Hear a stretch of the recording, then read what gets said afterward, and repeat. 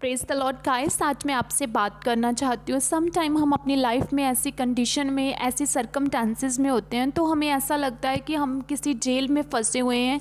हमें लगता है हम एक प्रिजन में फंसे हुए हैं। हम वो काम कैसे कर पाएंगे जो काम परमेश्वर हमसे लेना चाहते हैं। मैं परमेश्वर के लिए कुछ भी नहीं कर पा रही, मैं तो बो नहीं पा रही हूँ, मैं तो कुछ फिज़िकली जाकर किसी की हेल्प नहीं कर पा रही हूँ, मैं किसी को बचा नहीं पा रही हूँ, मैं कुछ भी नहीं कर पा रही हूँ। परमेश्वर मुझसे कैसे प्रसन्न होगा। बहुत सारे थॉट्स आपके मन में ऐसे चलते हैं।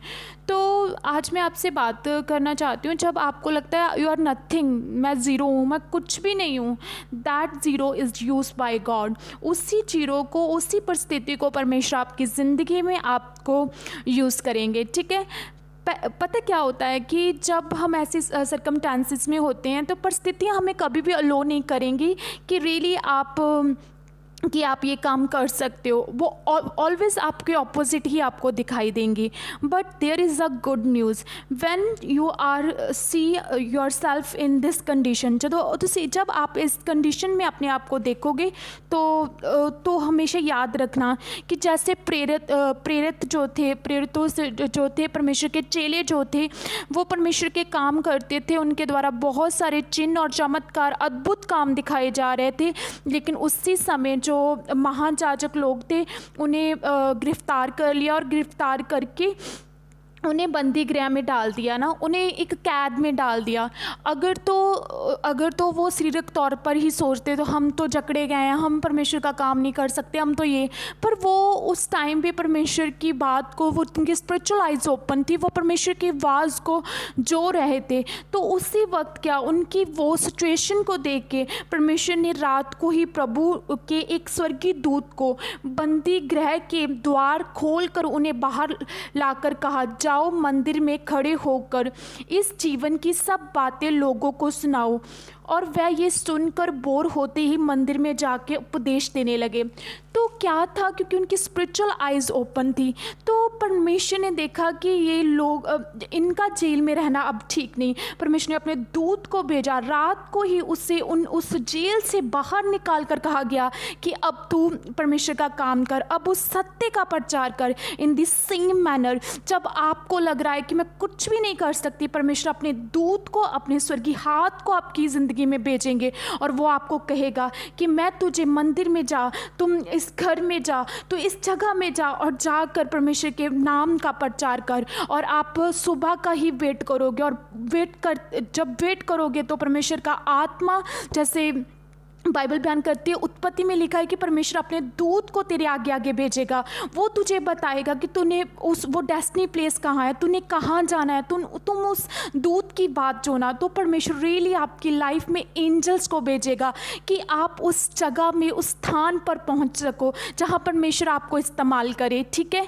तो नेक्स्ट क्या होता है, जब महायाजकों ने ये देखा कि वो लोग तो बंदी गृह में नहीं है, पर इस बार उन्होंने देखा कि वो मंदिर में प्रचार कर रहे हैं, पर इस बार उन्होंने फिर पकड़ा और पकड़ के फिर उन्हें जेल में डालना चाहा। पर इस बार वो एज अ रिक्वेस्ट कर रहे थे कि इन्हें जेल में, आप प्लीज़ जेल में चले जाओ, क्योंकि वो जानते थे कि जिन चिन्ह और चमत्कार इनके हाथों में हो रहे हैं, इनसे हमें रोक नहीं सकते, क्योंकि परमेश्वर का हाथ उनके साथ था। इसी प्रकार जब सेकेंड टाइम फिर सिचुएशन आपकी लाइफ में ऐसी है, आपको लगे कि आपको फिर प्रिजन में डाला जा रहा है, पर यू नो दैट उस टाइम याद रखना परमेश्वर का हाथ आपके साथ होगा। जैसे परमेश्वर का हाथ यूसुफ के साथ था, तो चाहे वो 40 पर के घर में था तो वो सक्सेस होता गया, वो धन्यवान होता गया। चाहे वो कैद में पहुंचाया गया क्योंकि उसने गलत काम करने से मना किया, उसने 44 की वाइफ के साथ सोने को मना किया। जब वो जेल में भी गया, जेल में भी क्या हुआ, जेल में भी सेम परमेश्वर का हाथ उसके साथ था। तो वो रियली उस जगह का सारा काम वो उसके हाथ में सौंपा गया। वो क्या, ऐसा क्या था, उस पर अनुग्रह की दृष्टि होती रही। इसी प्रकार परमेश्वर जब आपके साथ होगा, मनुष्यों और परमेश्वर का अनुग्रह आप पर होगा, तो दुनिया की कोई ताकत नहीं है जो आपको उस काम करने से रोके जो यहोवा ने आपके लिए रखा है। यू नो ना। तो थर्ड टाइम वहाँ पर एक महायाजक आता है, वो ऐसा व्यवस्था सिखाने वाला होता है। वो उनको कहता है कि इन प्रेरितों को कुछ समय के लिए बाहर निकाल दो। और वो एग्जाम्पल देता है कि देखो इन इन इन इन इन इन शैलियों को कुछ मत कहो, क्योंकि बहुत सारे ऐसे लोग आए हैं, जैसे थियोदास आया है, वो अपने आप को कुछ कहाता था, लेकिन जब कुछ समय के बाद वो मर गया और उसके लोग जो थे तितर बितर हो गए। उसके बाद एक यहूदा नामक पर्सन आया, गलील से उठा, उसके वो भी मर गया और उसके साथ जो लोग थे तितर बितर हो गए।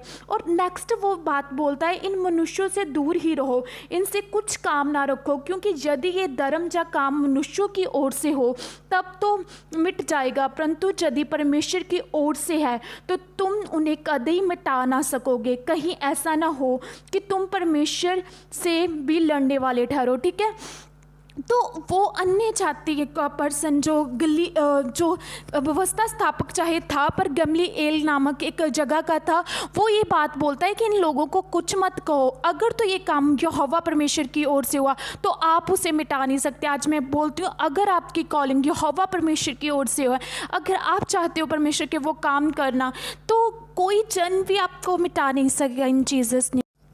प्रेज द लॉर्ड गाइस, आज मैं आपसे बात करना चाहती हूँ। सम टाइम हम अपनी लाइफ में ऐसी कंडीशन में, ऐसी सरकम